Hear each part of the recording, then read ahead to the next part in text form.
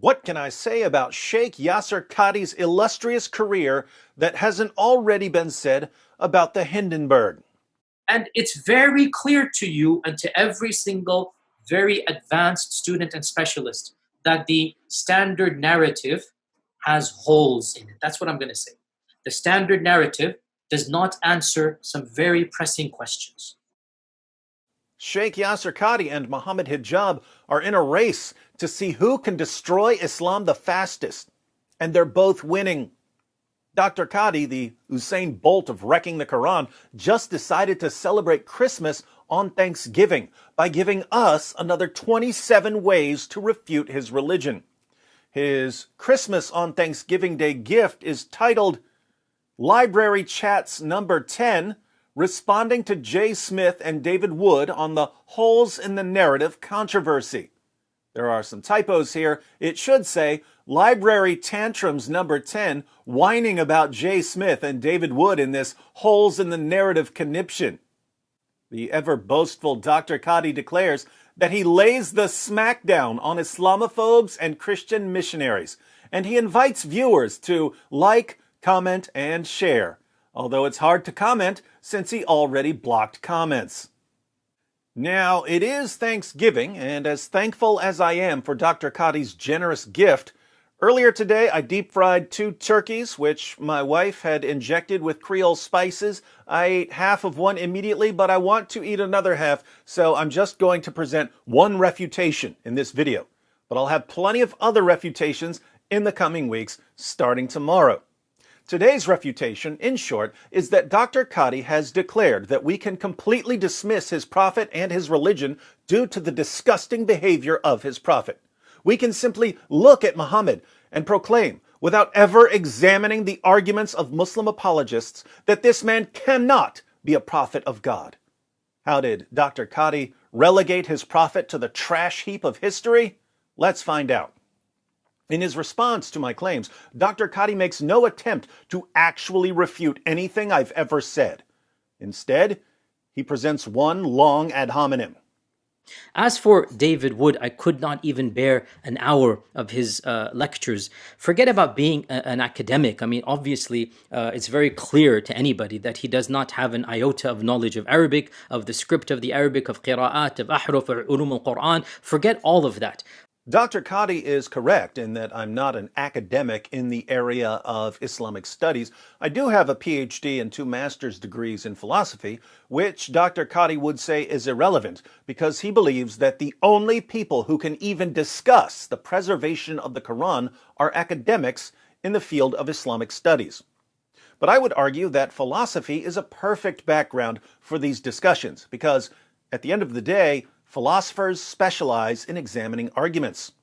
Someone presents an argument, and the philosopher examines the argument to see whether the conclusion actually follows. Why do I discuss the preservation of the Quran? Well, it's because countless Muslims over the past 2 decades have approached me and said, the Quran has been perfectly and miraculously preserved, right down to the letter. It's a miracle, so the Quran must be the Word of God. That's an argument. According to Dr. Qadhi, when that argument is presented to me, I must remain silent.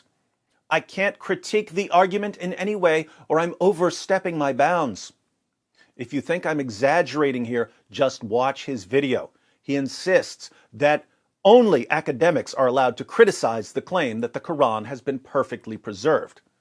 Why do Muslim scholars want us to stay away from this issue when Muslim apologists and preachers have made it the center of their dawah? Because as soon as we start examining this argument, it falls apart.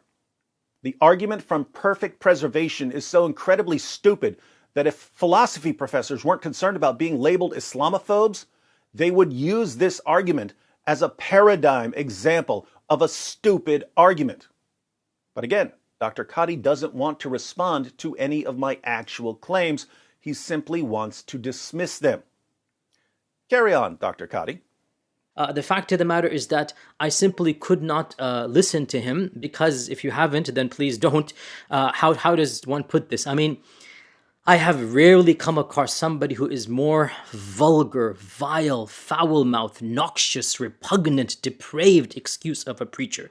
I'm starting to think that Dr. Qadhi really doesn't like me. Whatever he is, David Wood, it is obvious to any person of faith, is not a man of God. I'm vulgar, so I'm not a man of God. But notice, if I married a prepubescent girl, took the wife of my own adopted son, bought, owned, sold, and traded black African slaves, had sex with my slave girls, and allowed my followers to beat their wives into submission, rape their female captives, and hire prostitutes, I'd be the greatest man of God who ever lived.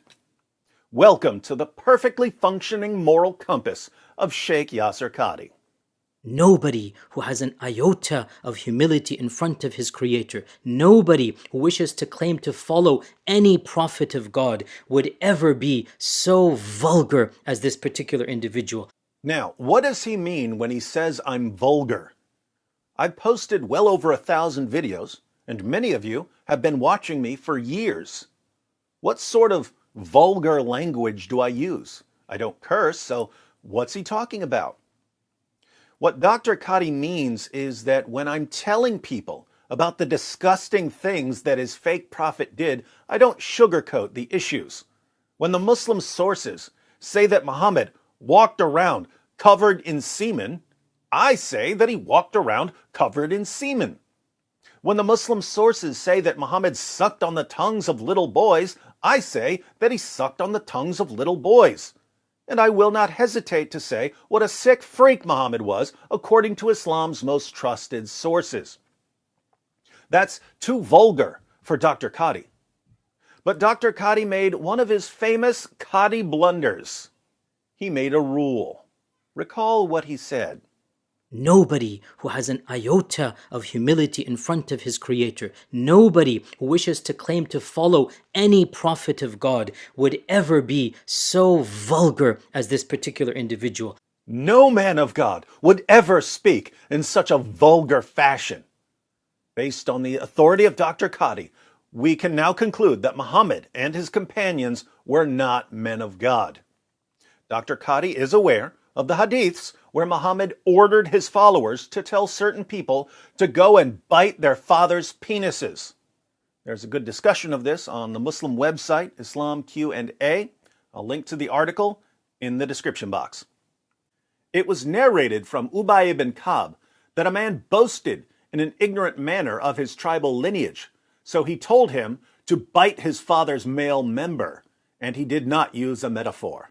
The people looked askance at him, so he said to the people, I can see what you are thinking, and I can only say this, that the messenger of Allah, yada yada yada, instructed us, if you hear someone boasting in an ignorant manner of his tribal lineage, then tell him to bite his father's male member, and do not use a metaphor. Now, can you imagine Dr. Qadhi's reaction if he started telling us about Muhammad, and we responded, if you like Muhammad so much, why don't you go and bite his penis? How would he react? These men cannot be from God. They're disgusting. They're filthy. They're depraved. They're degenerates. But Ubay ibn Ka'b told people to go bite their fathers' penises because Muhammad ordered him to use this vulgar language. Dr. Qadhi's response? Alhamdulillah! Muhammad is the perfect example for all mankind. In the History of At-Tabari, Volume 8, page 76, Abu Bakr says to a pagan, go suck the clitoris of Alat. Alat was the goddess this pagan believed in and worshipped. So Abu Bakr, the first of the rightly guided caliphs, told a pagan in the presence of Muhammad to go perform oral sex on his goddess.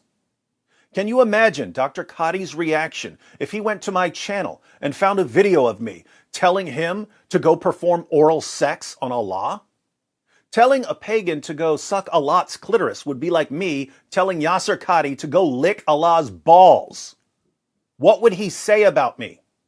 He's a vulgar, obscene, evil jerk. I mean, honestly, there's nothing else to be said. But it's the first of the rightly guided caliphs using this kind of disgusting language, not me. How would Yasir Qadhi react to Abu Bakr telling a pagan to go suck Allah's clitoris? Alhamdulillah! Now we can see why the Prophet subhanahu wa ta'ala loved Abu Bakr so much and wanted to deflower his prepubescent daughter. It's because of Abu Bakr's perfect manners.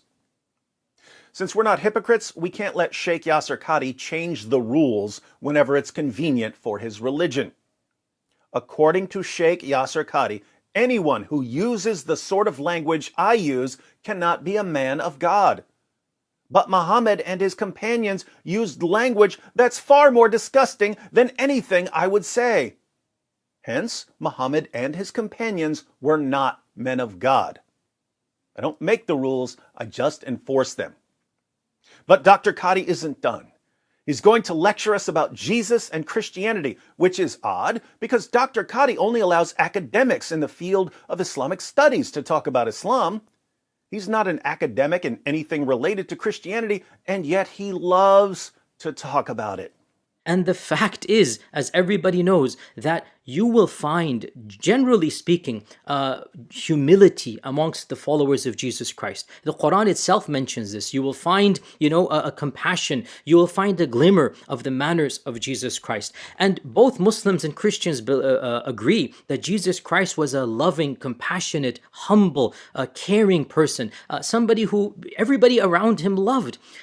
Everyone around Jesus loved him. Then why did they want to execute him? There were people who wanted to execute him for a few reasons. One of the reasons was that he ruthlessly rebuked and insulted hypocritical religious leaders who were keeping people away from the truth. He calls them hypocrites, children of hell, blind guides, blind fools, whitewashed tombs, serpents, and brood of vipers. Was that loving? Actually, yes, it was. He told them exactly what they needed to hear.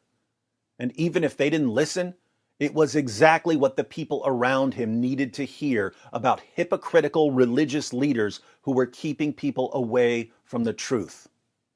Now, why is Dr. Qadhi bringing up Jesus?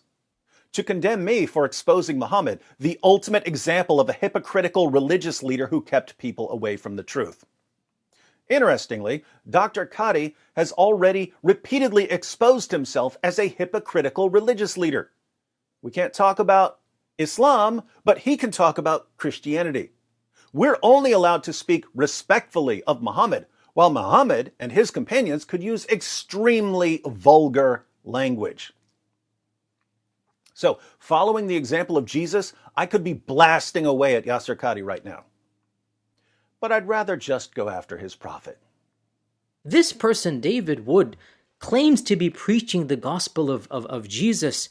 And I don't know how to say this. Like, he is so uncouth. It is a shame. Wallahi, I'm embarrassed that he considers himself to be a follower of Jesus Christ. I'm embarrassed. This is the guy that Facebook and PolitiFact chose to fact-check my videos? David Wood does not need anyone else to refute him. His own manners is enough of a refutation of the character of this individual. Al-khabithatu lil-khabithina wal-khabithuna lil-khabithat. By their fruits ye shall know them. You have no reason to even worry about refuting the likes of David Wood, because he is a refutation of himself. This is why Dr. Qadhi needs a philosopher, because this is the dumbest thing I've ever heard. My arguments don't need to be refuted because of my manners? Ladies and gentlemen, the validity and soundness of my arguments have nothing to do with my manners. Likewise, the validity and soundness of Dr. Qadhi's arguments have nothing to do with his manners. If Dr. Qadhi tells me 2 + 2 = 4 and then he punches me in the mouth, that punch to the mouth doesn't somehow make it less true that 2 + 2 = 4. What Dr. Qadhi is telling us is that arguments are stronger or weaker depending on how much you like the manners of the person who's presenting the argument. He would not pass an introductory logic or mathematics course with that sort of thinking. But if he really wants us to agree with him here, great. Reject everything I say because of my bad manners. Then be consistent and reject everything Muhammad said because of his bad manners. From now on, whenever a Muslim tells you to believe in Islam, you should reply by saying no, because Sheikh Yasir Qadhi convinced me that I can dismiss everything Muhammad said because of all the horrible things Muhammad did. Dr. Qadhi had the nerve to quote Jesus, who said, "By their fruits you shall know them." Ironically, that was about recognizing false prophets, not about rejecting arguments. What is the fruit of Muhammad? We can lay aside the terrorist attacks and the child marriage and the abuse of women and the persecution of religious minorities. If we just look at the fruit of Muhammad as it's being exhibited in the character of Sheikh Yasir Qadhi, we see that the fruit of Muhammad is hypocrisy and rage against anyone who exposes the hypocrisy. I invite you to go back and read Matthew 23 and see what Jesus said about hypocrites. Anybody who is attracted to that level of depravity, frankly, I have nothing to offer, because he speaks exactly of what he wants. And so enough of a reputation is simply to let him be. So, just to recap, if you have sex with a prepubescent girl and take the wife of your own adopted son, and have sex with your slave girls and beat your wives and walk around covered in semen and suck on the tongues of little boys and behead hundreds of people and tell people to bite their father's penises, you're the greatest man in history. If you expose someone for doing these things, you're... What did he call me again?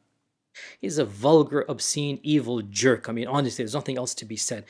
Are we learning about Islam yet? Isn't Sheikh Yasir Qadhi giving us a far better understanding of Islam than he ever intended? Isn't he keeping us entertained while doing it? And we've barely gotten started. He revealed so much about himself and about his religion in that 51-minute video, I don't think he'll ever be able to recover. And given the damage that he and his fellow Muslim apologists have done to their religion in just the past few months, I don't think Islam will ever be able to recover. Mark my words, the meltdown is just getting started. By the way, I saw you eyeballing my Jihadi Tears mug. Yes, you can get one just in time for Christmas. The link is in the description box. If you get one, be sure to share a picture on social media. Talk to you tomorrow.